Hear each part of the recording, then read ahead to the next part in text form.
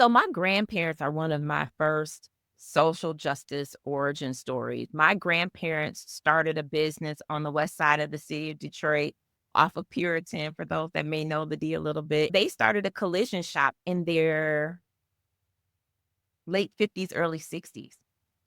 And so my grandfather used to pump gas back when they were like full service gas stations, and he would pump gas. My grandmother periodically worked in and out of the house. Um, and worked in the restaurant spaces, but they kind of saved up this money and they launched this auto collision shop. And my mother was a divorced mom of two, so they were my summer school. I was the unpaid apprentice in the business. And I look back and I'm like, neither one of my degrees are in business. So the fact that I run a business today that is a social enterprise, social impact venture is absolutely because of my grandparents. There were a couple of things that I noticed in particular. My grandfather was the face of the business. He was also a pastor. And so he was really good with people care, just exceptional with people care. My grandparents also decided to hire people that were going through the Great Migration. So even in the 80s, family members that had lived down south that were moving and migrating north for better opportunities. I feel like everybody that worked with, I called uncle or cousin, even if we were biologically or not. So they used their business as this pipeline to help people to migrate and to land into better. They also hired intentionally men that lived within walking distance of the neighborhood who had fought in the Vietnam War, had been impacted by Agent Orange and had been deemed unemployable, right? But still had families and lives and needed to be providers. And so I saw that in we call that workforce development, but I saw my Mhm. parents do that. I saw my grandmother. My grandmother was really the brain trust of the business.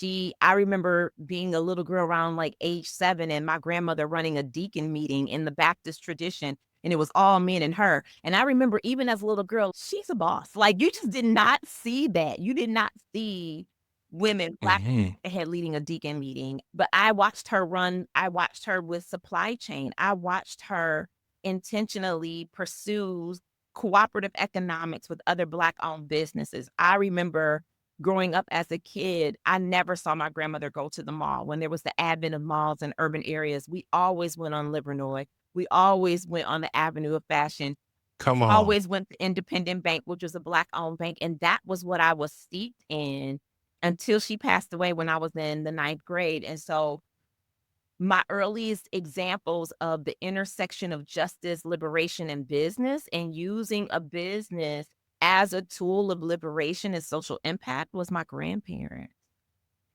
And I find Mhm. so much I did not expect to feel emotional, but my grandfather passed away, just before this last Rockstar Woman brunch experience at 93, and I just think there's so much of what is in my DNA that is not from an MBA. It is not from those institutional spaces of learning, but it was from what I saw in real time with how my grandparents ran their company.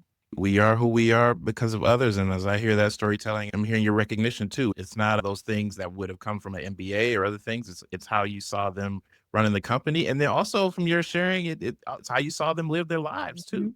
As I was listening to you, I'm like, oh yeah, you were born into this because you've seen it coming up. You've seen it coming up. All right, all right.